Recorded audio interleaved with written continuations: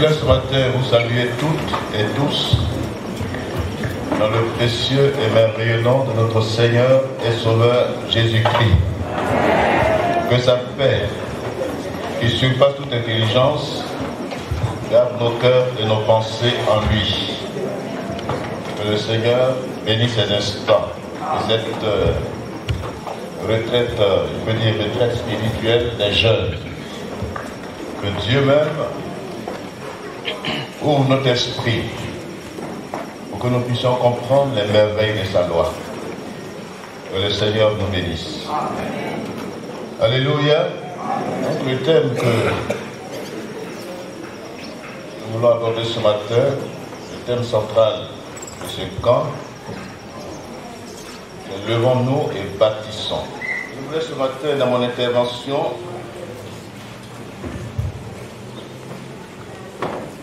être explicite.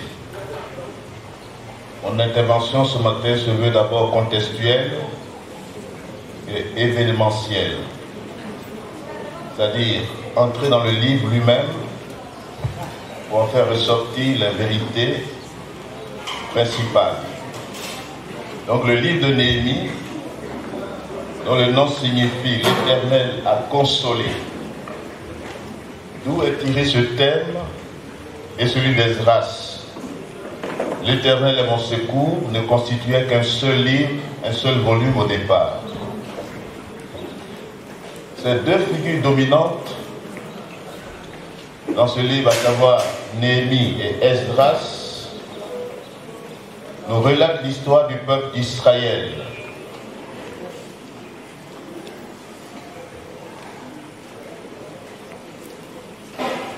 Cette histoire marquante du retour de l'exil babylonien et de la reconstruction du temple et des murailles de Jérusalem. Donc ces deux personnages sont contemporains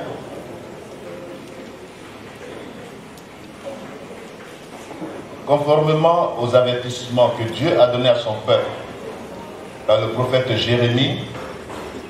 Dieu avait fait intervenir, après les avoir délivrés de la servitude égyptienne, il a fait intervenir les Assyriens et les Babyloniens afin de sanctionner son peuple rebelle, Juda et Israël. La première déportation a eu lieu en 722 avant Jésus-Christ pour le royaume du Nord en Assyrie et en 586 pour le royaume du Sud à Babylone. 70 ans de captivité du peuple d'Israël. Durant cet exil des Juifs, Babylone a été conquis par les Perses. En 539, l'Empire perse a conquis l'Empire babylonien. Dieu suscite alors un homme, un leader spirituel, et lui fit occuper un grand poste de confiance dans l'Empire perse, comme Daniel, comme Joseph, comme Esther.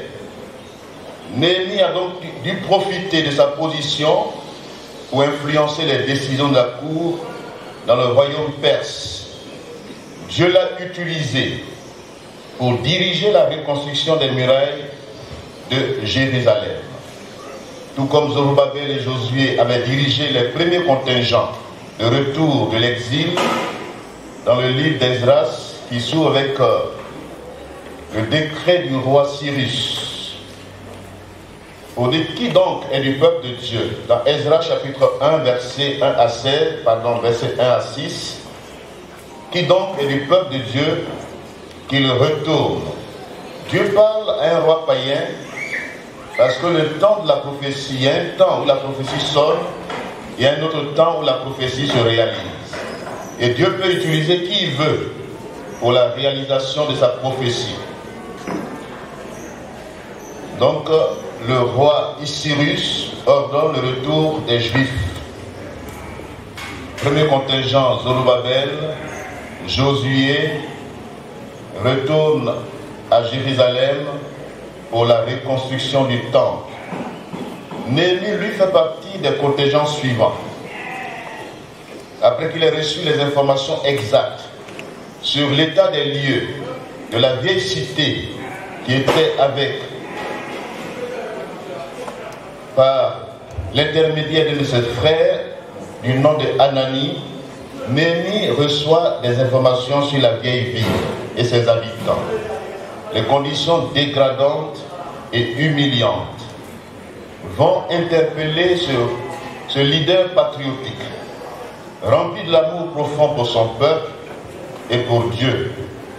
Donc Néhémie, animé de cet amour, vu la situation catastrophique que vivait le peuple d'Israël, le retour de l'exil, dans les décombres où ils étaient, Néhémie dut d'abord interpeller la conscience de tous, après qu'il soit lui-même présenté devant Dieu dans un esprit d'humilité et de recherche du secours divin.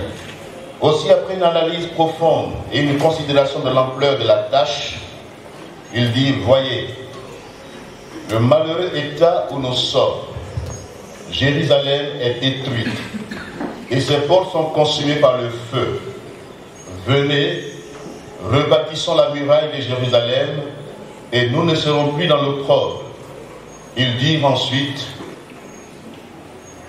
à la réponse à cette interpellation, levons-nous et bâtissons. Et il se fortifiait dans cette bonne résolution. Dans la pertinence de l'actualité et dans l'application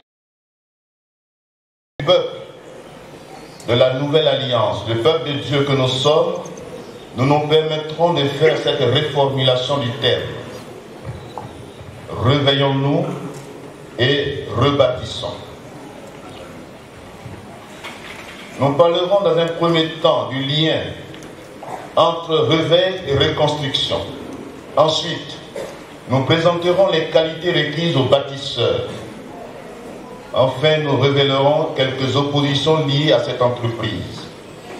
Nous n'avons pas la prétention de traiter de manière exhaustive ce sujet, mais dans les limites, apporter notre modeste contribution pour poursuivre la réflexion. Que Dieu nous accompagne dans cette étude.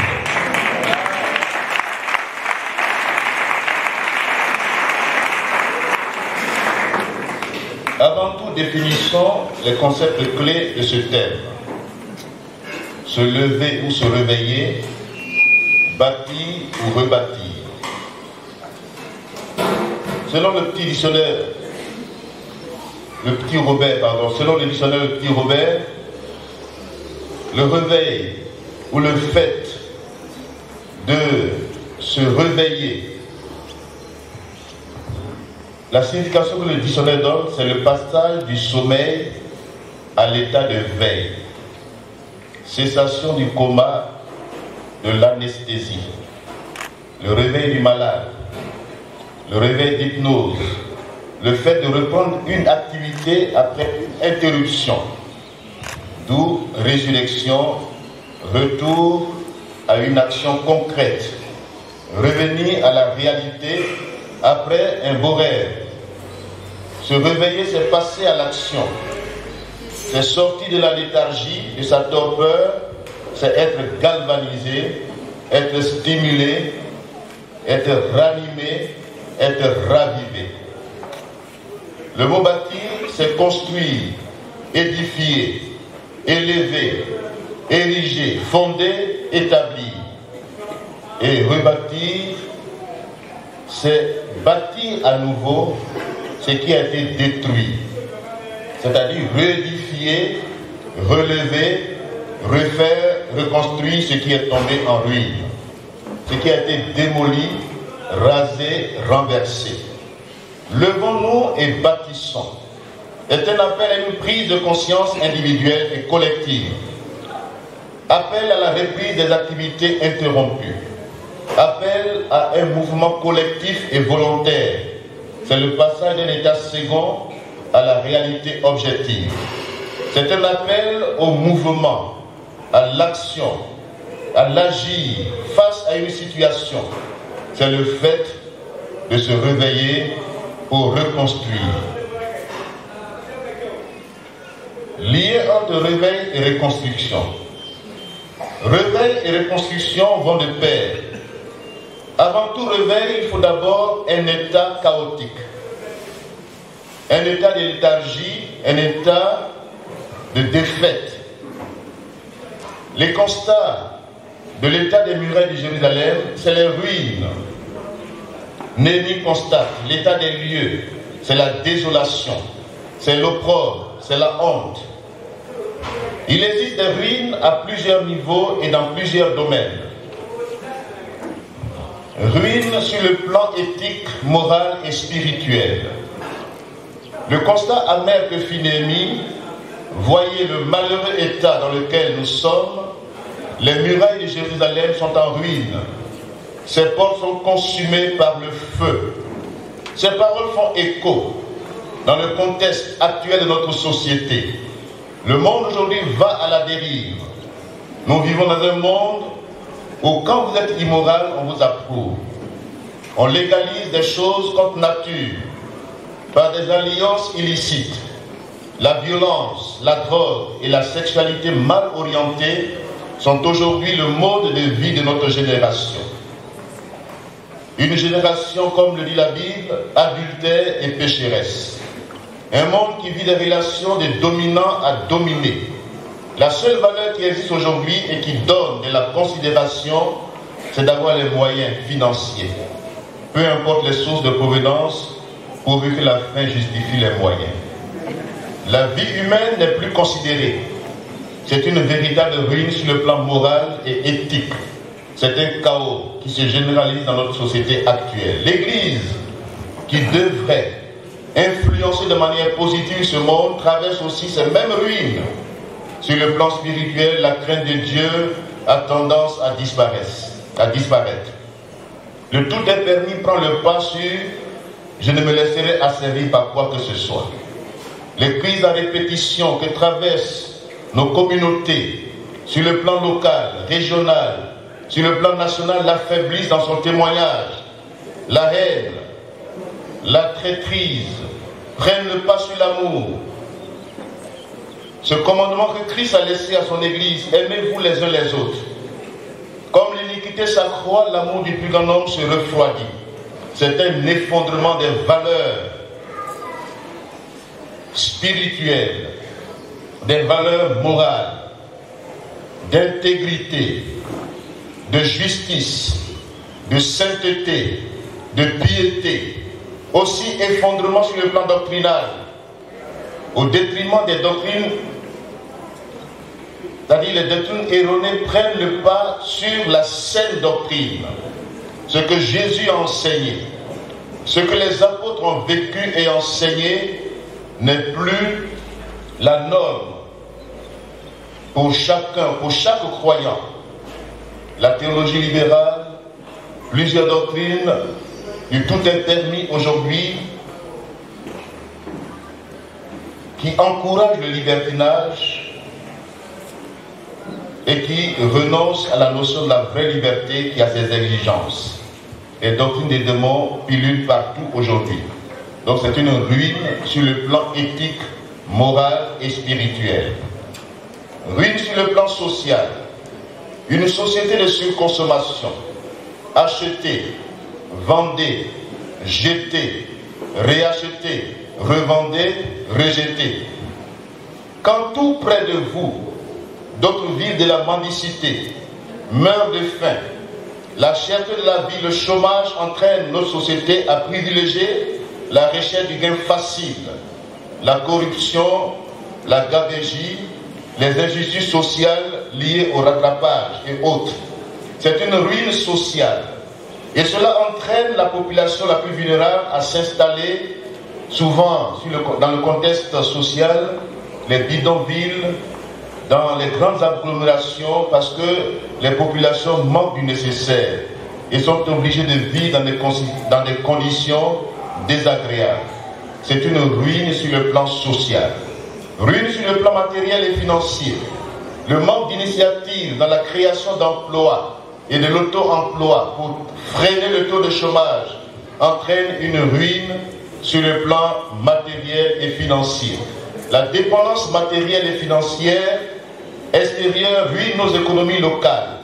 L'Église, qui devait être actrice de développement communautaire, manque aussi de réalisations majeures pour impacter la société.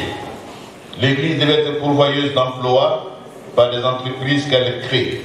L'Église devait être à la pointe du développement actuel et de l'émergence. Mais l'Église est marginalisée aujourd'hui. La ruine est constatée dans nos milieux, ruine matérielle, ruine financière, ce manque criard, cette insuffisance chronique financière. Les causes de ces ruines, diagnostiquer les causes de cet état y apporter des solutions durables. Dieu avait libéré Israël de l'esclavage en Égypte et avait déclaré à son peuple que s'il choisissait de rompre l'alliance avec lui, il le permettrait à nouveau aux autres nations de les asservir. Jérémie chapitre 2, versets 14 à 15.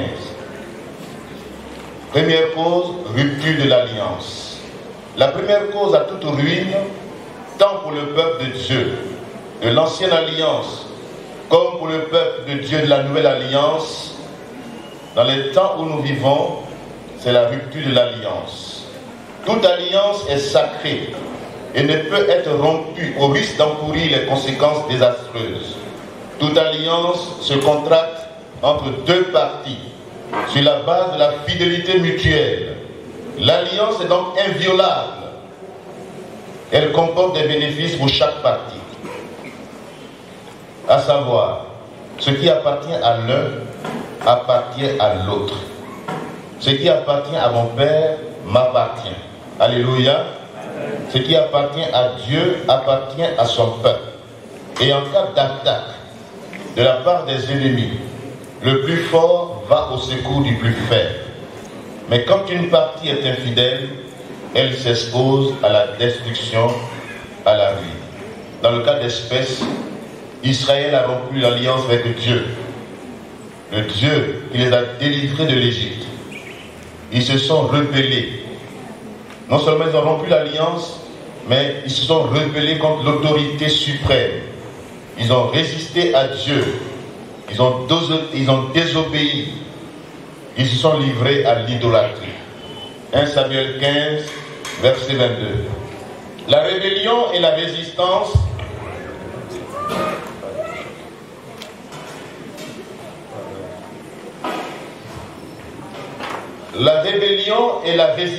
à l'autorité.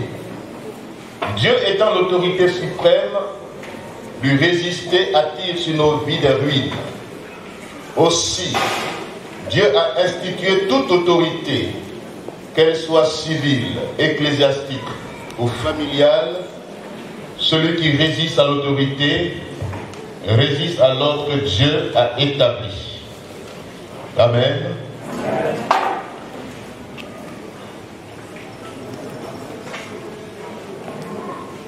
Je pense que vous ne dormez pas, hein?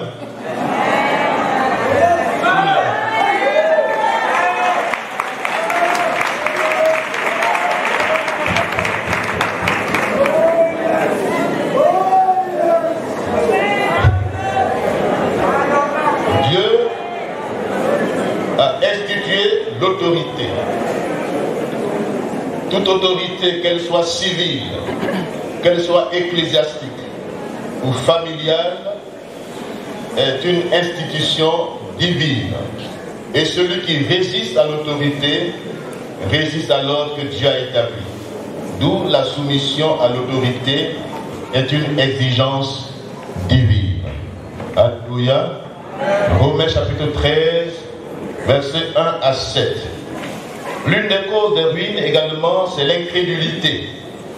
Le refus d'écouter les avertissements réduit le coup, la dureté du cœur. L'incrédulité est un péché grave aux yeux de Dieu. Négliger ce que Dieu demande. Faire fi que ce qu'il désire, c'est l'outrager, c'est fouler aux pieds toutes ses faveurs. Quand un cœur se rebelle, il devient incrédule et insensible aux avertissements qui sont pour son bien. Conséquence inévitable, le châtiment. Ésaïe 59, Jérémie 2, 14 à 15. Pour Israël, ce fut la destruction, la ruine, l'opprobre et l'exil.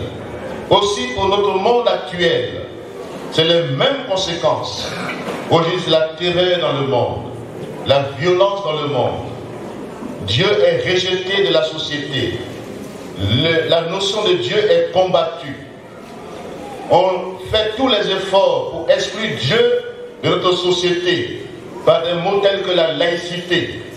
La destruction des vies humaines aujourd'hui est la conséquence inévitable de la rupture de l'alliance, de la résistance, de la rébellion à l'autorité suprême et de la rébellion qui se jaillit dans nos nations et aussi dans l'Église. Les catastrophes, les malheurs et la malédiction. De même, l'Église vit les mêmes causes, vit les mêmes conséquences et les causes produisent les mêmes effets. Le sommeil spirituel, la mort spirituelle, les ruines sur le plan éthique, spirituel et aussi sur le plan moral. Donc l'Église n'est pas épargnée. L'Église vit dans des conditions aujourd'hui désagréables. Son témoignage est permis par toutes les crises que vive l'Église aujourd'hui. Ces crises l'affaiblissent. Et nous qui sommes là ce matin, prenons conscience de la situation que nous traversons tous. Levons-nous et bâtissons. Bâtissons. Alléluia.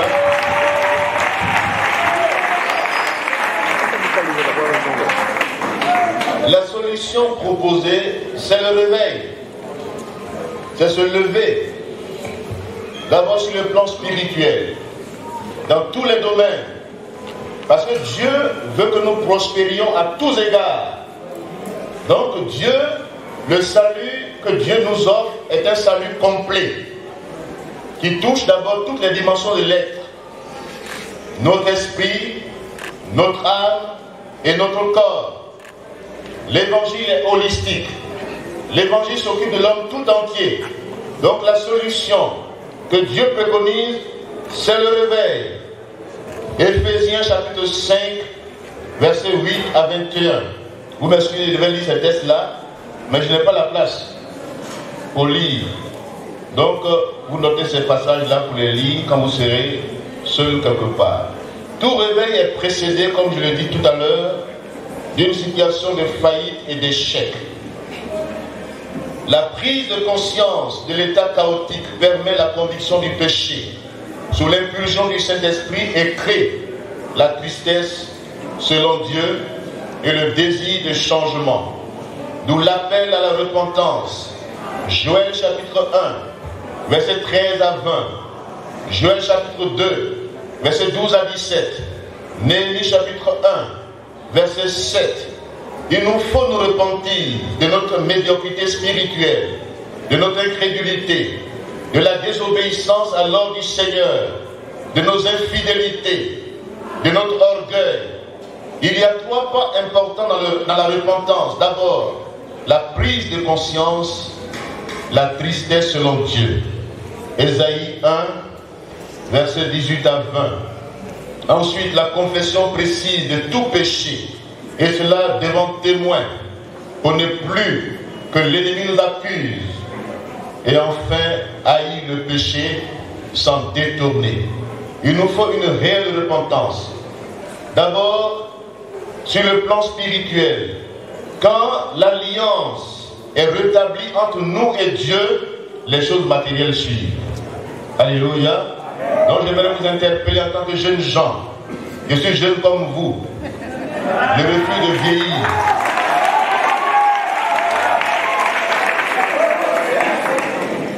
J'ai commencé mon ministère tout jeune.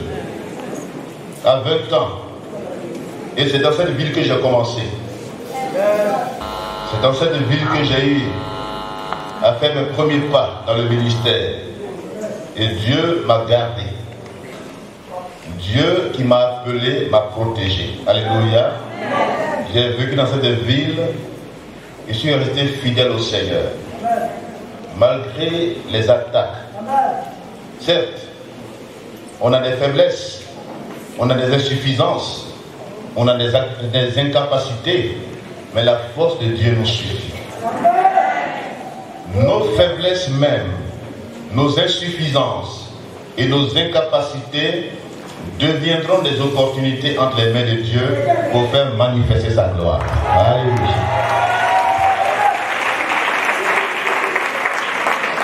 D'où l'abandon des mauvaises voies. 2 Chroniques 7, verset 14. Si donc le peuple sur lequel est invoqué mon nom, comme dans le cas d'Israël, Dieu a son nom invoqué sur le peuple d'Israël jusqu'à ce jour. Et nous sommes le peuple de la nouvelle alliance. Soyons conscients que le nom de l'Éternel est invoqué sur notre vie. Sortons des sentiers battus, de la négligence, des sentiers battus, de la rébellion, de l'insouciance, de l'insensibilité.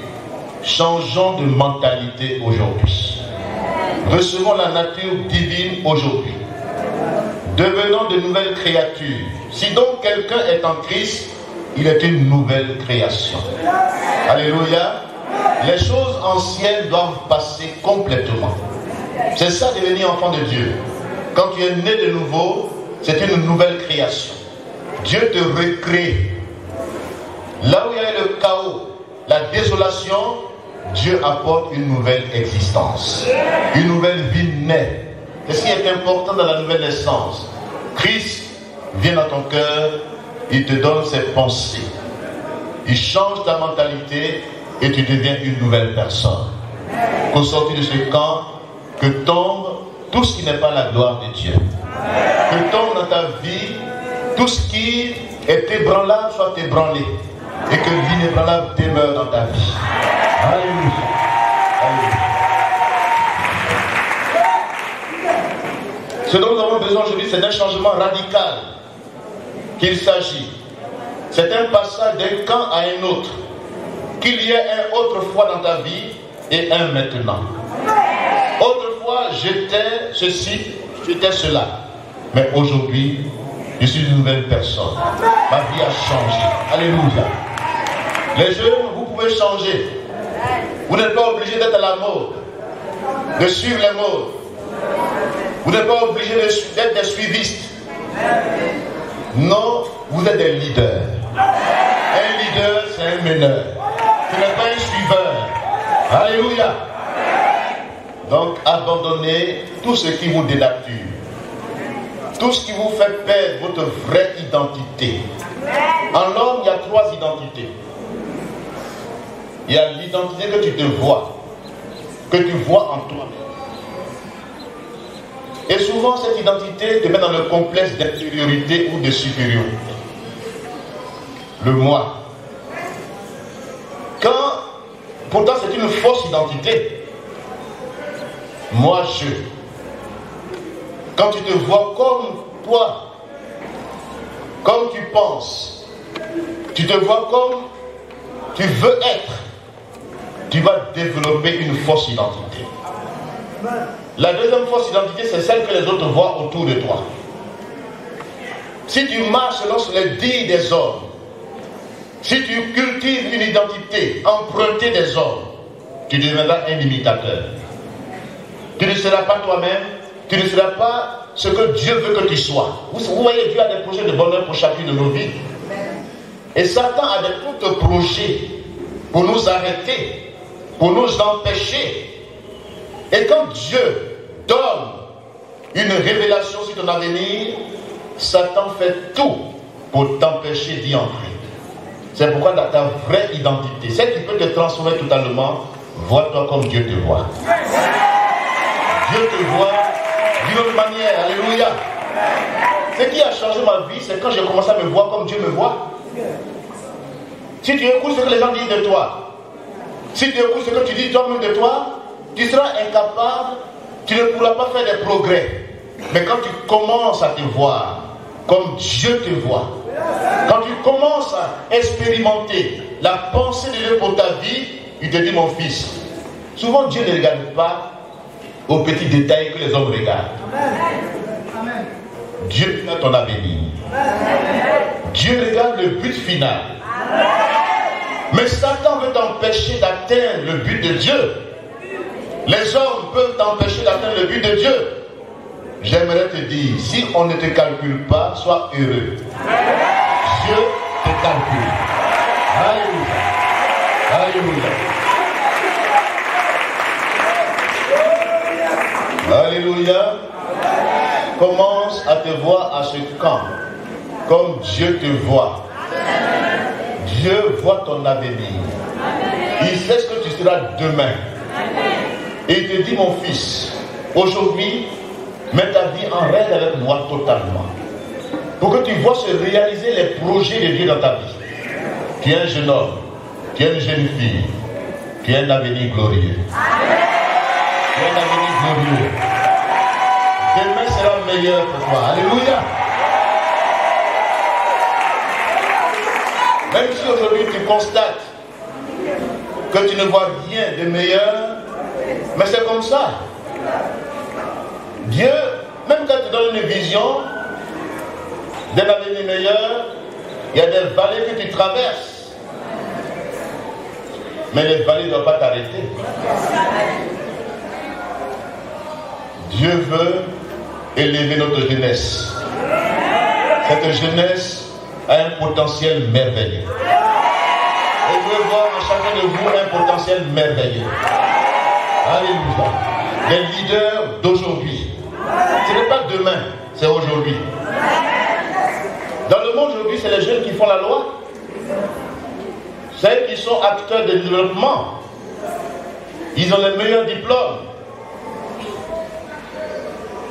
Aujourd'hui, dans la société, hier, c'était à 45 ans qu'on travaille.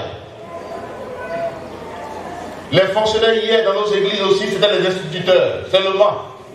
C'était les seuls cadres. Mais aujourd'hui, il y a des docteurs. Il y a des ingénieurs.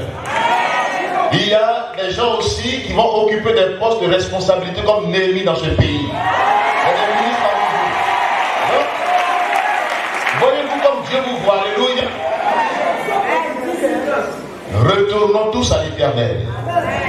Revenons de tout notre cœur au Seigneur. Rétablissons l'alliance.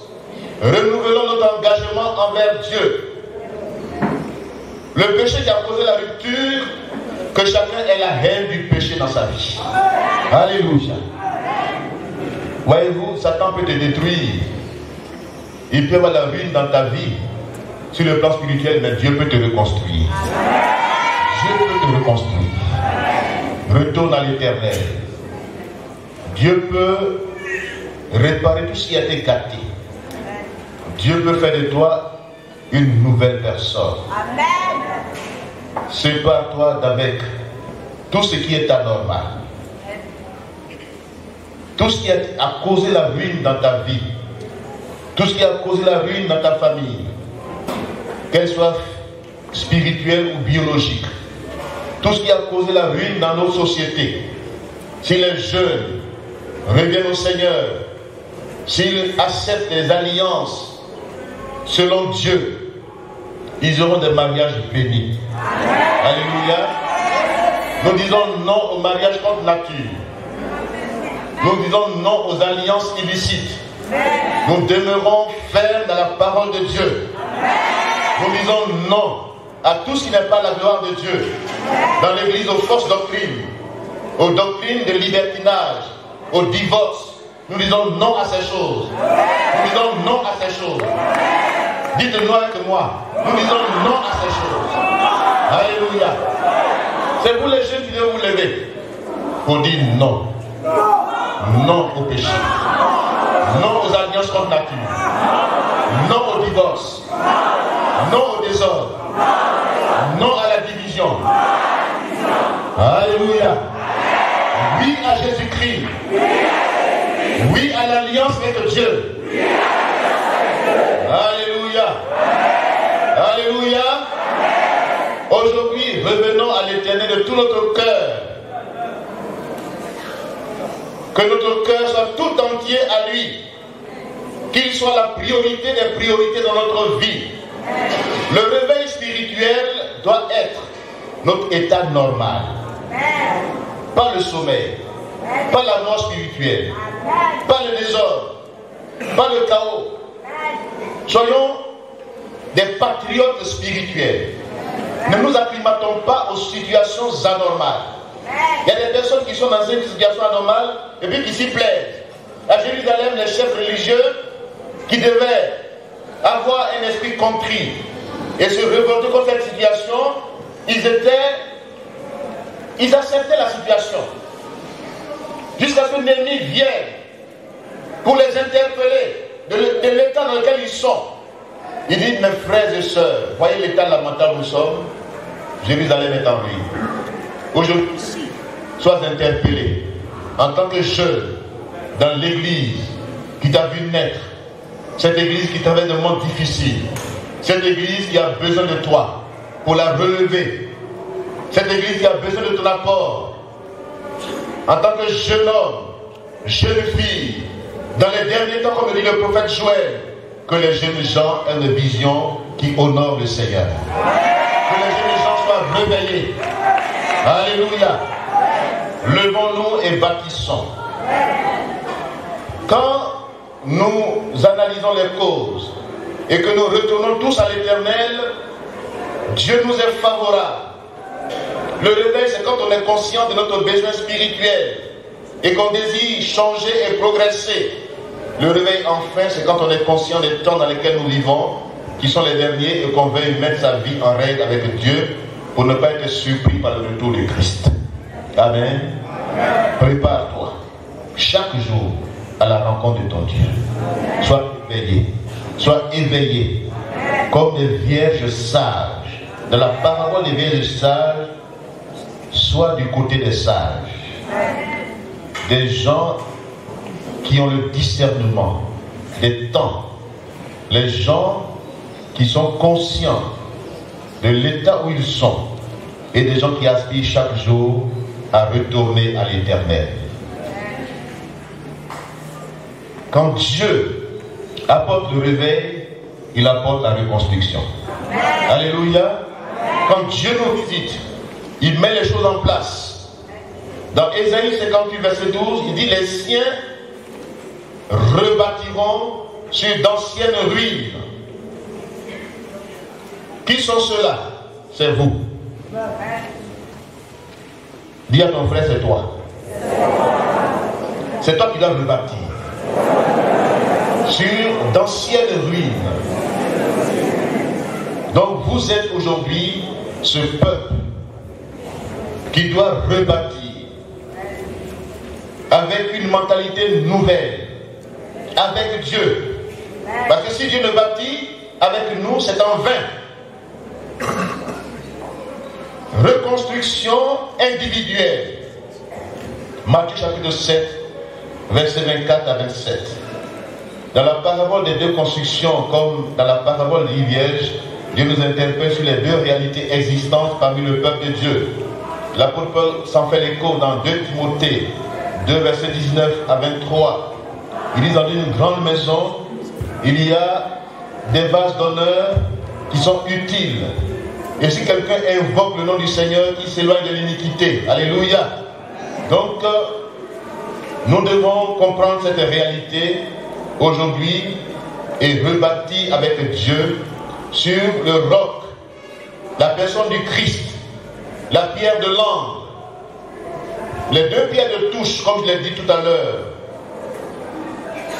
la fondation solide, inébranlable, qui résiste aux intempéries, c'est que notre foi soit fondée réellement sur Jésus-Christ. Quand les tempêtes, les intempéries arrivent, nous demeurons inébranlables. Et quand nous revenons au Seigneur, nous devenons des pierres vivantes dans l'édifice. Cet édifice, d'abord, il est spirituel. L'église doit se reconstruire. Cette église individuelle, l'individu doit devenir une pierre vivante. Devenir une pierre vivante. Posée sur la pierre angulaire. Que les jeunes aujourd'hui cherchent l'enracinement dans la foi. Amen. Le problème que nous avons aujourd'hui, l'un des problèmes, c'est un problème, ce n'est pas théologique. C'est un véritable problème spirituel. Recherchons la profondeur. Quittons la superficialité. Quittons les choses ambiantes, spectaculaires. Recherchons la profondeur. Parce que si votre vie n'est pas fondée sur le roc, elle va s'ébranler. Même dans les situations que vit l'Église, vous serez ballotté à tout vent. Vous ne serez pas ferme, stable dans votre foi. Vous allez avoir des couvertures. Et vous ne serez pas authentique dans votre foi. C'est pourquoi j'aimerais vous dire, nous tous reconstruisons notre vie de manière individuelle en la posant réellement sur Jésus-Christ. Jésus-Christ ne peut jamais te décevoir. Les hommes peuvent te trahir, te décevoir, mais Christ demeure le même. Et si tu fondes ta foi sur Jésus-Christ, tu ne seras jamais déçu. Même si tout le monde t'abandonne, lui il demeure fidèle. Il ne t'abandonnera jamais. Souvent nous pensons quand nous avons des difficultés, c'est que Dieu nous a abandonnés. Au contraire, les difficultés que tu traverses sont la formation de Dieu pour ta vie, pour la solidité. N'aime pas la facilité. Quand c'est dur, ce sont les durs qui avancent. Alléluia. Alléluia. Donc, reconstruisons ensemble, sinon de manière individuelle. Si chacun de vous ici dans cette assemblée devient une pierre vivante dans cet édifice spirituel, l'Église est forte. Elle est inébranlable. Parce que chacun est un acteur dans cette œuvre. Dieu n'a pas besoin de spectateurs, ni de supporters. Dieu a besoin des acteurs. Deviens actrice. Deviens acteur. Alléluia. Souvent on est des spectateurs. Et ça nous fatigue. Dieu a besoin des acteurs. Alléluia. Et cela passe par la reconstruction individuelle de ta vie. Si hier tu n'as pas compris les fondements essentiels de la foi, aujourd'hui entre en profondeur avec Dieu. Ne reste pas en surface. Ne reste pas un bébé spirituel. Ne reste pas quelqu'un qui est comme une petite feuille. Quand on pousse un peu, ça tombe. Tu n'es pas né pour tomber. Tu es né pour rester debout. Tu n'es pas né pour être vaincu. Tu es né pour vaincre. Alléluia. Alléluia. Tu es un vainqueur. Dis-le à ton frère. Tu es un vainqueur. Tu es né pour vaincre. Tout ce qui est né de Dieu selon 1 Jean 5. À partir du verset 1 à 4, tout ce qui est né de Dieu triomphe du monde. Et la victoire qui triomphe du monde, c'est notre foi. Tu es un triomphateur. Tu es un vainqueur. Tu es plus que vainqueur. Tu triomphes en Christ. Alléluia. Donc, la reconstruction sur le plan individuel est importante. Cette reconstruction, elle est fondamentale. Ce n'est pas les années que tu as passées dans l'église qui font cette reconstruction. Mais c'est la prise de conscience aujourd'hui. Tu peux être vieux chrétien et puis ne pas comprendre que tu as besoin de reconstruire ta vie d'une manière individuelle. Que Dieu nous aide ce matin.